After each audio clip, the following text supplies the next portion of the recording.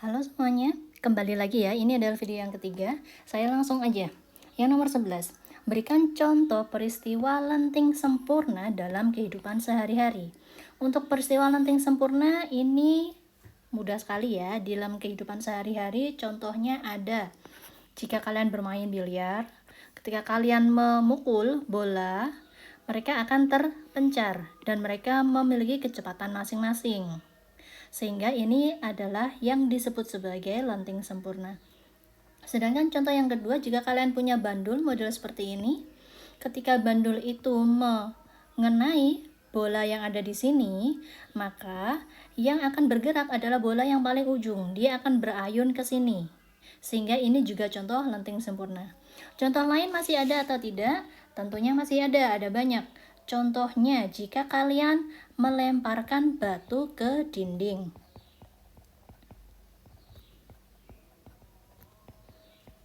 Pastinya, bukan batu ya, maksud saya adalah bola. Pastinya bola tersebut akan terpental atau akan terpantul. Bola akan terpantul.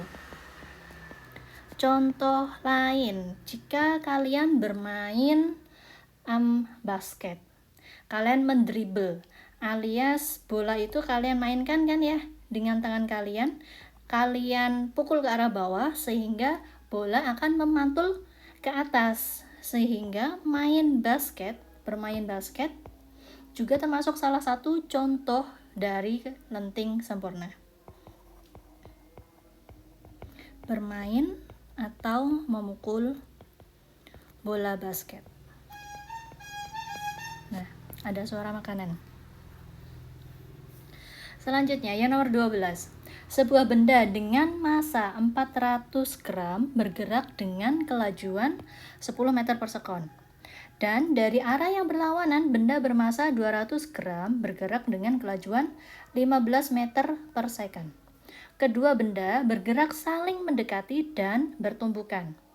Jika setelah bertumbukan, kelajuan benda bermassa 400 gram adalah 6 meter per second, maka kelajuan benda yang bermassa 200 gram adalah, berarti di sini kita memiliki dua jenis benda. Yang pertama, yang bermassa 400 gram, kecepatannya sekian, bermassa 200 gram, kecepatannya sekian. Setelah bertumbukan, benda yang pertama kecepatannya sekian, sedangkan benda yang kedua alias 200 gram kita tidak tahu berapa kecepatannya. Berarti ini saya katakan benda satu ya. Benda satu, dia memiliki M1 dan V1. Benda yang kedua, benda 2, dia memiliki M2 V2. Dari cerita seperti ini, berarti kita bisa menyimpulkan bahwa peristiwa yang terjadi adalah lenting sempurna.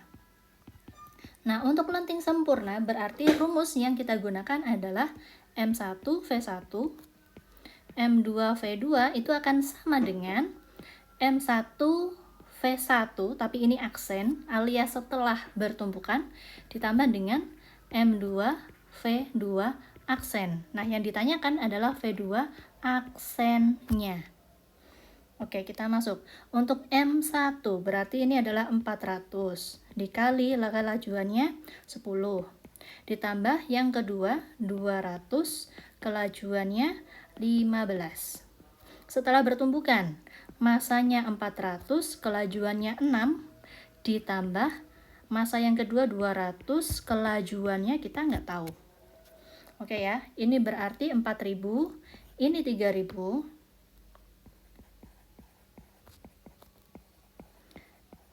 Yang ini 4 kali 6 berarti 24 ya. 2.400, 200 V2 aksen.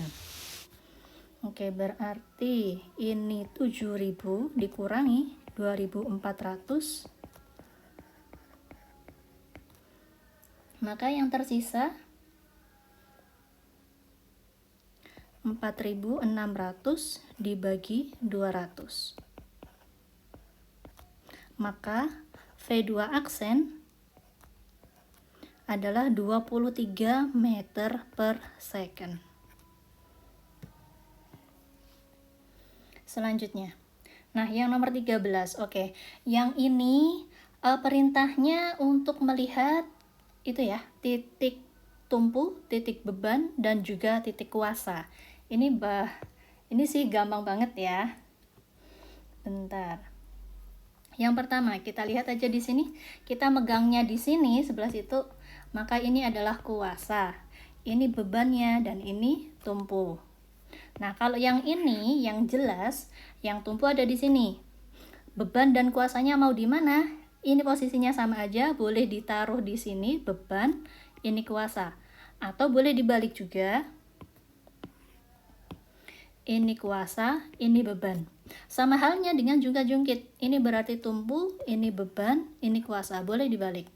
Selanjutnya, oke, yang gunting, kuasa tangan kita ada di sini, bebannya ada di sini, berarti tumpu di sini.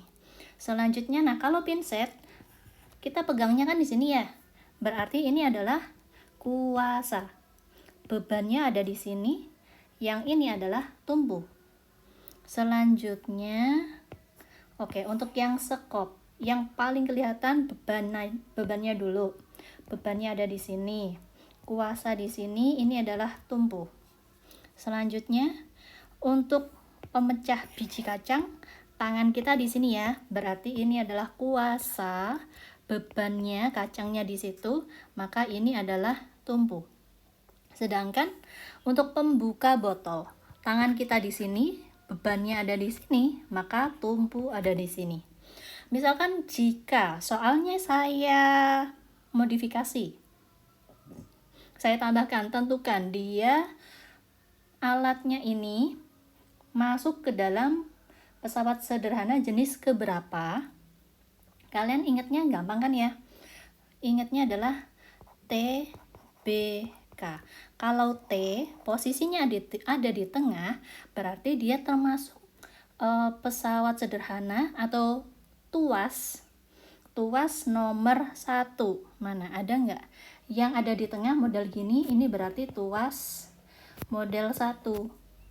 Ini juga yang tang, tuas model 1. Sedangkan kalau beban ada di tengah, berarti dia adalah tuas model yang kedua, yang ini. Ini berarti tuas model yang kedua. Lalu kuasa ada di tengah, kita cari. Oke, kuasa ada di tengah, berarti tuas model ketiga. Singkatannya adalah TBK. Selanjutnya, untuk yang nomor 14. Sebuah peti harus dinaikkan ke atas truk. Agar lebih ringan, digunakan bidang miring yang licin dan panjangnya 4 meter. Jika tinggi truk adalah 1 meter dan berat peti adalah 600 Newton, hitunglah yang A, gaya yang diperlukan untuk mengangkat peti tersebut. Yang B, keuntungan mekanis dari bidang miring tersebut. Oke. Kata licin di sini tidak berpengaruh ya, karena kata licin itu malah mempermudah. Kalau kalau tidak licin, kasar, itu maka penghalangnya malah lebih banyak gitu. Sehingga ini bisa diabaikan aja. Kita langsung ada kata panjang dan juga ada kata tinggi. Panjang berarti adalah nilai L-nya 4 meter. Sedangkan tinggi berarti hanya 1 meter. Yang A. Berarti kita bisa pakai rumus W per F alias beban dibagi kuasa, itu akan sama dengan panjang dibagi dengan tinggi. Karena yang ditanyakan adalah gaya yang diperlukan, maka F sama dengan W dikali H dibagi dengan L. W-nya 600 Newton. Untuk H-nya, Newtonnya nggak boleh dihapus aja. H alias ketinggian 1 meter, panjangnya 4 meter. Berarti yang kita butuhkan adalah 150. Karena yang diminta adalah F alias gaya, satuannya Newton. Selanjutnya yang B, yaitu keuntungan mekanis. Keuntungan mekanis itu bisa kita cari dari W per F boleh, atau L per H. Nanti hasilnya pasti sama. Saya pakai L per H ya. Untuk nilai L alias panjangnya 4, tingginya 1, maka keuntungan mekanisnya adalah 4. Untuk soal model seperti ini, hati-hati jika yang diketahui adalah massa. Ya, karena antara massa dengan berat itu beda. Massa itu besaran pokok, berat besaran turunan. Jika saya punya massa 50 kg, berarti nanti kalian harus mencari nilai beratnya. Di mana berat itu W sama dengan massa dikali gravitasi. Massanya 50, jika tidak ada nilai gravitasi yang diberikan di situ, maka kalian tulis angka 10. Maka beratnya adalah 500 dan satuannya adalah Newton. Oke ya. Selanjutnya, yang nomor 15, Rudi ingin mengangkat ban menggunakan katrol di samping. Oke, katrol majemuk.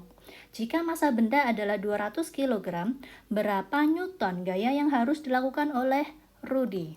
Nah, rumusnya tetap sama, yaitu W per F. Bedanya, kita nggak pakai yang ini, karena kita langsung menggunakan keuntungan mekanis. Keuntungan mekanis untuk katrol majemuk yang kita hitung berdasarkan jumlah tali yang ada di situ. Ya ini ya, saya perbesar.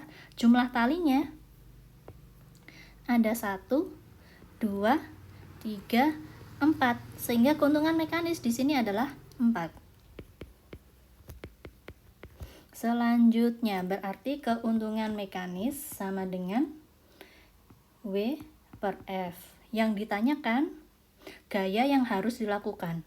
Berarti F sama dengan W per keuntungan mekanis. Beratnya 200. Nah, hati-hati.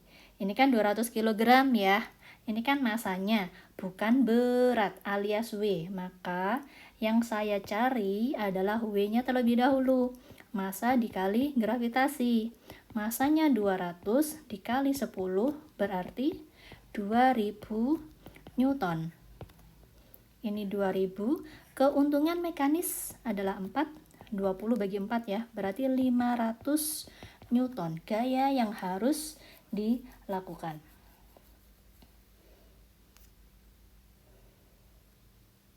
Oke, sampai di sini dulu ya. Saya buat pendek-pendek biar kalian tidak bosan. Sampai ketemu di video selanjutnya ya. Terima kasih.